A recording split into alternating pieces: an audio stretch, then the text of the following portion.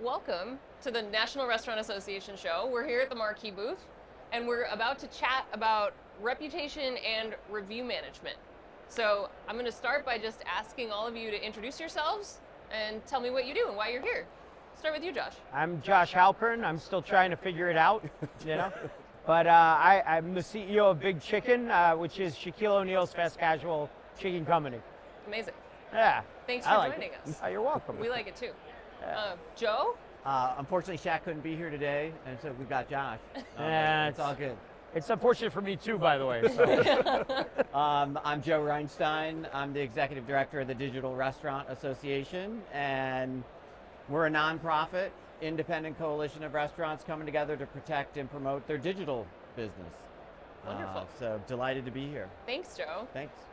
I'm Avi Gorin. I'm one of the co-founders and CEO of Marqii. And I'm just excited to be here with great guests. And I'm a big Chicken fan and DRA fan, so even better.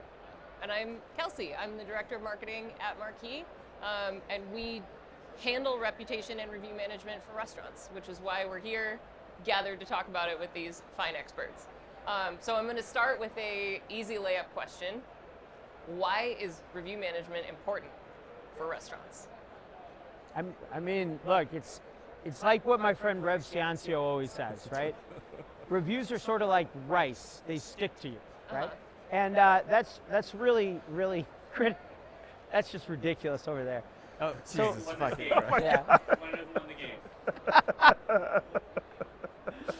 Grandmaster You're going to be Rev. arrested. Yeah. We're going to kick him off the floor. You know, there was a moment where he's like, I wore underwear today, right? Just double check here. That's absolutely well done. Okay. I need we'll a barf start bag. over. Why is reputation and review management and response important for restaurants? Yeah, I mean, it's like my friend Rev Ciancio, who I think most of you know. It's like what he always says. Reviews are like rice; they just sort of stick to you. It's a very interesting sentiment. I don't know why he started saying that so much, but it is true, right? We've all made the decision to do one restaurant versus another solely because of 1/10 of a star on Yelp or whatnot, right? And the other important thing is you get feedback about your business. And so I know operationally the things we're doing really well, and I know operationally the things we could be doing better, all because of reputation management. Yep. Great. Joe, what do you think? Hey, it's the hospitality business, and we're here to make customers happy. And when they're not happy, we need to understand it, fix it, and work with them and change that. And in today's world, 40% of a restaurant's revenue is flowing through online delivery, digital channels. And ratings are everything. It's how all of our customers are discovering who we are, where we are, when we're open, and deciding where to eat. And if you don't have high ratings, you're not even on the list. Yep. Customers aren't even going to look at you. And so it's imperative that restaurants, just from a hospitality standpoint, want to engage with their customers and fix problems and reward happy customers and celebrate them, and then use technology to figure out how to do it. Great. Yeah.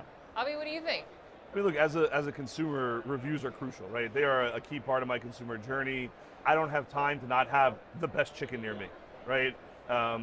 As a parent of 2 girls, to walk out the door, it costs me $100 for dinner. I'm researching and making sure every bite I have, every meal I have, is a 5-star experience. And it's important to see the engagement from the restaurant operator side, right? When something goes wrong, as something will go wrong, how do they respond? How do they handle that? Do they acknowledge it? What's happening? What's the feedback loop? All of that's just a big part in kind of getting those consumer dollars in your store, right? And repeat business. Great. We'll zoom out a little bit and have a bigger question. So I think a lot of the times when we talk about review and reputation management, we're thinking about the more traditional online review platforms like the ones behind you, Google and Yelp and OpenTable and the third-party delivery apps even, maybe Facebook. I think we're getting into a place where you're getting reviews from your guests that aren't as easy to track, like on TikTok or Instagram, or maybe they're texting you. How do you recommend restaurants start to approach that, or how have you handled that at Big Chicken when it comes to prioritizing and making sure you're staying on top of all those things? I mean, at the end of the day, the guest has changed, right? Like it used to be, I go to this brand, right? Now you view yourself as a brand. That's the way Gen Y and Gen Z think, and Gen Alpha too. who are the teenagers who are coming up real fast. So they're their own brand, right? And they're looking at this saying, I want to do brand collaborations with brands that I like, brands that I trust, and that's really where this feedback is coming from. It's not that they're like truly saying, hey, your grilled cheese was too cheesy. What they're telling you is, you're a brand I want to have a cross collaboration with, or you're a brand where I don't, right? And they may say, hey, you're a brand that I want to have a cross collaboration with, but you haven't achieved that yet, right? You need to up your game, but I'm here, right? I want to have this dialogue with you because I want to up the game. I think at the end of the day, it's having that social listening, taking feedback as it comes, but also the understanding of you need to be tracking and doing Pareto analysis of where you're coming up short, because I bet if you look at 100 bad reviews, it's not 100 different things, right? There's 4 or 5 things that are making up that 80 for 20 rule. And if you just get those things fixed, you'll have more satisfied guests, more satisfied people saying, you're a brand that I want to cross-collaborate with. Yeah.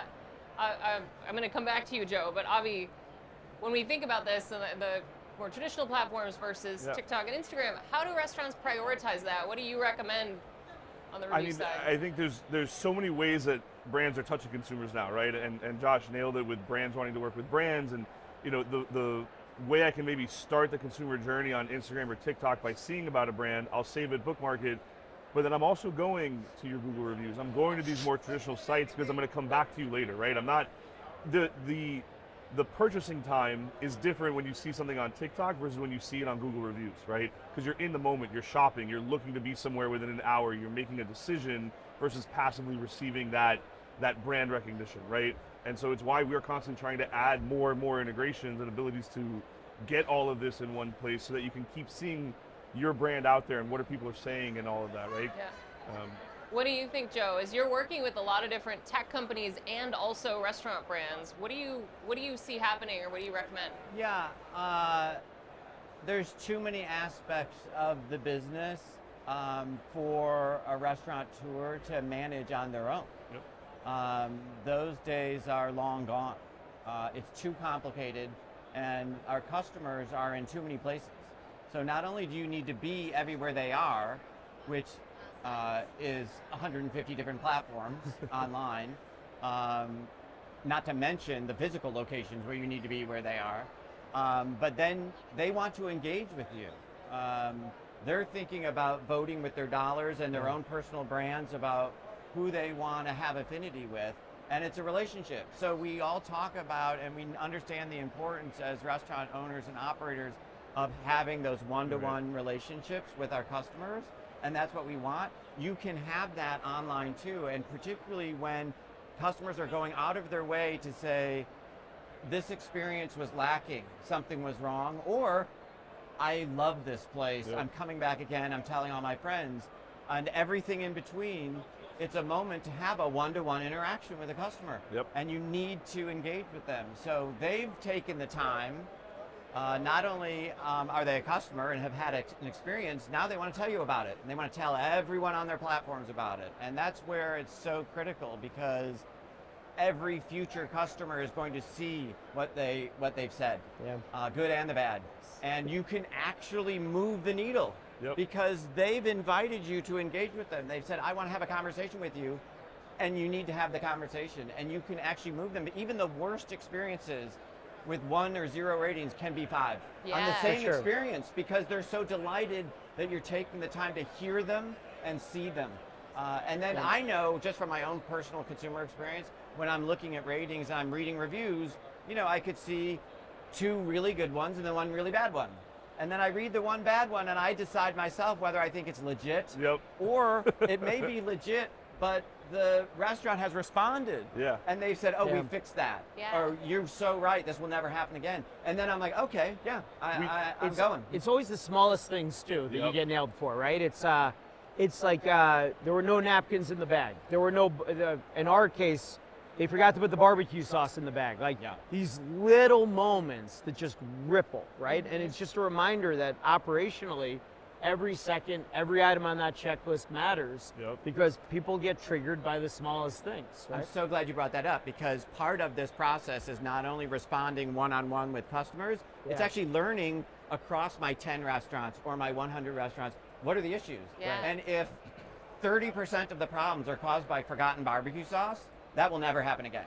Yeah. Because you can get your staff on board with that and then solve that problem and then move on to the next. I mean, why have chicken without sauce? Right. Right? People, it's frustrating, and like I'm going 20 minutes to pick it up to get home to just find out it's not there anymore. We have a restaurant like that near us where we just dine in now because they kept messing up our to-go orders. So it's a dine-in I restaurant already now. apologize for that. No, I'm just kidding.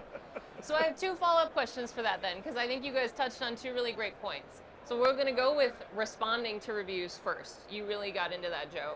Let's get super tactical for a second. You get 1 recommendation to give. You can only give 1. What's the 1 recommendation you would give to restaurants that want to get better at responding to their reviews? Joe, I'm going to stick with you because you were on that already. We're the Digital Restaurant Association. We don't build any technology ourselves. We partner with best-in-class solutions and connect restaurants who want to solve those problems. And, you know, we say you need to respond to every review. And then here's some technology solutions that help you do that. And certainly Marqii is top of the list, best in class. There are others, and it kind of depends on, all right, what's my budget? Do I want other integrations with this? Does there need to be customer feedback? Do I need to aggregate this with insights and analytics across 100 restaurants or not? So there's a solution for restaurants. And the key is, 1, you have to respond to every review. 2, you can run your restaurant and have technology do the work for you. And I would say what you want to look for is not only something that fits your budget, but that it's a personalized response. Yep. These are one-to-one interactions, so you need the power of the technology to work for you to represent your brand and make a personalized message so that you feel heard as an 100%. individual. I mean, just consider this for a second. In a world that's so digital, this is as old school as it gets. Because I actually took a moment out of my day to give you feedback, good or bad. Yeah. And you didn't even have the courtesy to respond. That's old school respect. Yeah. There's nothing digital about that. There's nothing AI about that. That is just a complete lack of disrespect, 100%. right? So, you know, if we all say we love our guests, that means you got to respect the guest. That means you got to respond to every single review. Even if it's just to be like, hey man, we'll do better next time. At least they're heard and they know it's registered. I've literally seen reviews that are a second review saying, yeah, and they didn't even bother to follow up. Yeah. Like, you People know, constantly re-reply. people Yep. are riled up. Yeah. They, to your point, they've spent the time to communicate something, and it's so easy to flip them. Yeah. Well, especially since every review is emotionally charged. Yeah. Good and bad. Like, you never see the review that's like, this meal was completely adequate, 4 stars.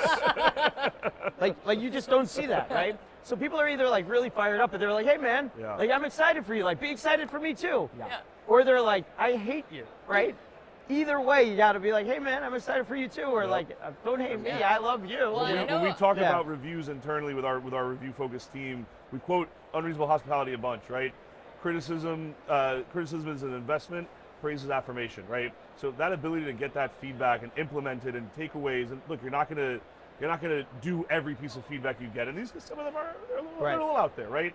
But if you get the data the right way and you take the time to ingest it, look at it, recognize it, there are things you can fix to make sure that sauce goes out with every order, right? There's things you can do to make the bathroom and the napkins are restocked however much time they need to be, right? There's ways you can have these quick fixes. What we talk a lot about is personalization with scalability, right? Because you're not going to have a template and go up to someone in the restaurant and say, hi, glad you came in, and walk away, right? There's a name, there's ways to engage and bring that touch. Because again, it's old school. They're giving you feedback. And from an operator standpoint, you know, I mean, so many operators, us included, we invest in Secret Shopper, right? And when you think about Secret Shopper, and someone said this to me recently, they said, you got to be careful with Secret Shopper because it's like basically like imagine a baseball team where you're like, we're going to watch one at bat every 2 weeks, and we're going to make a decision as to whether or not the team is good or not based off of that one at bat, right?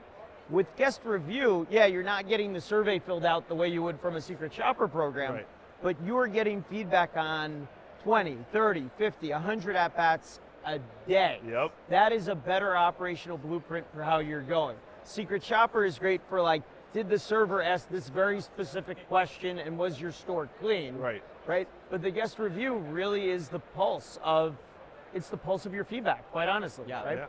So that's our next question. That was what I was going to ask next is, No, I asked the questions. oh, you asked the question, Josh. Yeah. Please ask us. No, we're good. Go on. How do you take, in a systematized way, you're growing like crazy. Big Chicken is adding franchisees and you're Yeah. growing as a brand. In that growth and scalability, how do you take that guest feedback and make sure it gets back to the restaurant and help you diagnose what's going well and what Right. can be improved? So for us, the beatings will continue until morale improves. Yeah. I mean, this is where your tech stack really comes together, and it's, we invested in a gamified training program. We use Opus in our restaurants. So if I see multiple restaurants struggling to get barbecue sauce in the bags, first off, we're going to try to come up with a solve. This actually happened, right? We now are putting sticker on the bag where they have to check off that they put the sauce Right. in the bag, right? But then I can go into Opus, I could create a training module that I could push out to everybody. I could see what percent of people have taken that. And then I could track, okay, 100% of my store in Westheimer and Houston did this module. Am I still seeing that feedback, yes or no, right? But this is a game of dimmer switches, not light switches, right? It's not like you're like, we're good. We did it. We're done, right? It's all about continuous improvement, and it's all about just trying to shave down that Pareto, if you will, that 80 for 20 of the issues that are happening in the restaurant operational. Yep. I love that you talk about that because there's the technology that helps you respond to the reviews, but then there's sort of the human side. I mean, I love that part of what you guys do is that you're partnering with the restaurants so that it's a continual learning, continual upgrading the experience, whether it's through making sure the barbecue sauce is in there or understanding there's a menu issue or there's a specific staff issue, so that you're having these like business operational updates and insights meetings with folks so that it's not just responding to the reviews so that your ratings go higher, which is absolutely critical, but it's also that the entire operation can see improvement, and staff training is part of it, everybody, all of our staff at all of our restaurants are also consumers leaving bad and good reviews. Like they know how it works. We're and all when they're diners. We're all- invested yeah. in it. Yeah. Right. Because we want to be heard, and we have all these experiences, and we know when it's right, Yeah. and we know when it's wrong. It's all And a we feedback want loop. someone to know that they could fix this. Yeah. So, Well, and also different channels may manifest things differently. We changed our French fry 6 months ago. I didn't want to say anything. Yeah. And anybody that ate in our restaurant loved our old fry. It was like a potato chip It was fry. an incredible People were fries. like, this is unbelievable fry. 100% of guest feedback for off-premise was your fry is terrible because it didn't hold temperature Yeah, well. It sure. wasn't coated. The surface area was a little weird. So if you're eating them fresh out of the fryer, being served in the restaurant, the French fries is 7 out of 5 every time. 9. 9 out of 5 every time. Incredible. But when you ordered them to go and they came to you after 20, 30 minutes Sure. of being in the fryer, so we recognized we have this bias because I was always eating in our restaurant, as was the rest of my Yeah. team. We realized we had a bias in our data, right? And Yeah. we needed to correct that and go to a coated fry that held temperature better and stayed crisp for third-party delivery. I'm so glad I have an answer for my family because we were all curious about the fry change. But this is actually, it's also why the way we're handling this at Marqii is we're looking at Grubhub, Uber Eats, Easy Cater, because there's on-premise and off-premise. And the second food leaves your building, you're introducing variables that you're not dealing with in person, right? On-premise. How long does it take? Maybe they hit a red light they don't normally hit, traffic, whatever it could be. And so recognizing different ceilings. Your 9 out of 10 fry will only ever be a 6 out of 10 on delivery, right? Just an example, right? We see Yeah. it across the board with our clients where they're off-premise and on-premise have about a half-star delta Yeah. at minimum. And those are the crappy reviews when it's like, the driver was rude to me. And Right. I'm like, that's not me, man. Call Yeah. Uber. Yeah. Avi, can you go into a little bit more about like how we're breaking things down in Marqii? What are some of the ways that Yeah. I know that a lot of this is requests directly from restaurant clients. Yep. How can I look at my data from reviews to help diagnose these So things? we're obsessed with feedback loops, whether it's us speaking with our clients to improve our product and feature sets, or how restaurant operators can learn from their client base, right? No one has a data scientist on staff. It's about having easy to ingest breakdown of data and analytics and things that you can have takeaways and action items from, right? So for me, as someone who operates sometimes with a third grade mentality, I need a word cloud. What's going on, right? What's the biggest issue we're seeing? Is French fries my largest item associated with 4 stars? Is napkins my biggest word associated with 2 stars? What's going on? How can I see quick items? Looking at this over day to day, right? You're gonna solve one headache from feedback and you're gonna create 2 new pain points. Can you catch those pain points quickly and get in front of them before they become a headache, right? And so just the more that we can break down data and get it to your team easy and quick, we're gonna continue to help operators succeed when it comes to that feedback loop. Great. I You love can that. cut this later, but so my wife and I were celebrating our wedding anniversary. We're out of town. We have one of our favorite restaurants in this place we go, and they can't seat us because they're full. They're very crowded. We don't get a reservation, but we decide to order the French fries to go because they're truffle fries. It's my wife's absolute favorite thing on the planet. And so I go in, I order them, and to go, and they're like, oh yeah, no, we don't do our fries to go. Sure. And I'm like, I know, but we love them and it's our anniversary. So it's okay, we understand they're not gonna be the same. And they're like, yeah, no, the chef won't allow it, they don't travel well. So just tying in with your whole I fry mean, thing. fries are the con. Everyone's I told you fighting you the could cut travel it. on So fries, yeah. You're right? gonna go back and they're gonna be in a crinkle Right. cut coated fry, and you're gonna be like, Yeah. I knew it was a big issue when one of the first Ghost Kitchen conferences I went to, we saw a panel, and this guy's like, yeah, I worked at NASA for 20 years. Now I'm solving the French fry delivery problem. this is bigger than travel to the moon. and by the way, yeah, and that guy figured out how to get the rockets into space. No one's figured out French fry on third-party delivery. That's right. It's like trying to solve the common cold. We'll also cut this later, but my husband and I got married at a brewery, and we were obsessed with their French fries. It was half the reason we wanted to get married there. And we did our menu tasting, and we asked if we could have the French fries, and the chef almost cried. Doing French fries for catering in bulk at a wedding. It's like, Yeah. they were Not gonna spectacular. happen. They did Yeah. such a good job. They let Yeah. us do it, and it was amazing. Wow. So we talk about this a lot at Marqii about what causes a good review or a bad review. And I think you guys are touching on that a lot right now. It's all about expectation setting. If you set, I know this is one of Avi's favorite things, I'm going to steal it, but nobody's leaving a bad review about a slice in the middle of New York City for $1 at 2 in the morning. Because the expectation is there that what you're going to get with that slice. It's Well, not. you're in a you very know, different mindset in that moment. You're just Exactly. happy to be eating something hot. That's So like a you- life preserver. Yes. 2 a.m. pizza Exactly. slice. It's like, So we get great reviews when we set expectations and then meet or exceed them, and we get bad ones when we don't meet the expectations that we as restaurant operators set. 100%. So I want you to put on your guest and diner pants now instead of your operator and technology pants, and tell me about. I just have jeans. I don't. I don't know. When I'm Figure it dining, out, I have, Josh. I have bigger jeans when I dine. That's all. thinking about Rev taking his pants Yeah, off. I and know, just there that's you all I go. can think about. Talk to me a little bit about an experience that you've had as a guest. Joe kind of touched on it, where you've had either a great experience or a not great experience. You've left feedback. What was that feedback loop like for you as a guest, and how do you bring that back to learn from it as an operator, as somebody in restaurant technology? Yeah, I mean, for me, I have 3 young kids, right? And often I'm triggered by something that doesn't even have to do with the restaurant. Like, why haven't you brought my screaming first graders food out already, Yep. right? But these things change our psychology, and the staff that's more empathetic or the staff that's on the ball, it translates to everything. How you feel about the restaurant, the type of gratuity you're going to leave, kind of that beautiful hospitality, if you will. But it could also go the other way. A lot of reviews can be rooted in something that has nothing to do with the restaurant, right? It has to do with the psyche of that human being that day. And that's really where the empathy of hospitality comes in. I used to be in the beer business, and we used to say all the time, that bartender may be the only human interaction that patron has that day. So they want that connection. And that's really what all of this is about when you think about it. It's about connection, and it's about feeling heard. And and you may need to connect for any variety of reasons, but it still comes back to that innate human need to be connected and heard. Yeah. Avi, I know you have a history of being an elite reviewer. We won't mention what platform it's on.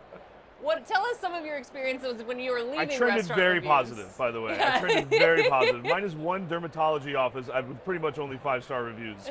For me, I think something that I am shocked that I still come across as a consumer, and actually happened to us on this trip, is a piece of paper taped to a door saying we're closed. And we were looking for ice cream last night after dinner, and we finally settled on a location that was open till 11. And you go, and it's next to our hotel, and there's a piece of paper saying closed all day. And it's just a simple thing of, I'm taking the effort and the energy to go there. I've chosen you. You are the chosen one for this $8 to $20 purchase with my kids. Let's go. And I show up, and I've taken my kids out of the car seat. We're all there. We're ready to go. We're talking about ice cream. And there's a piece of paper on the door. Yeah, And if you want to drive to Tense Anger, close the doors like 9 minutes earlier than what it says on Google. Yeah. Those 2 people that show up, they're on you. like, Absolutely, yeah. because you've set the expectation. Hey, I'm open till 10. So that means you're locking your doors at 10:01, right? And it's just those little things where, like, how are we still having pieces of paper taped to a door? Because we're very well past the yellow pages. It's not AA big chicken, so you're first in line on the yellow pages, right? We're looking online. The data is real. It's easy to update.